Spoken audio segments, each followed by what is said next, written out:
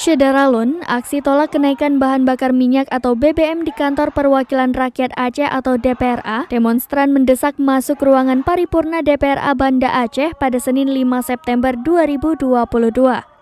Desakan masuk ke ruangan DPRA tersebut serentak terdengar seruan dari para demonstran. Ribuan mahasiswa yang terdiri dari mahasiswa Universitas Islam Negeri atau UIN Araniri Banda Aceh. Saat mendesak masuk, demonstran dan aparat keamanan sempat adu mulut dan saling dorong. Amatan seraminews.com di lokasi, saat ini para demonstran masih mendesak masuk ke ruangan paripurna DPRA.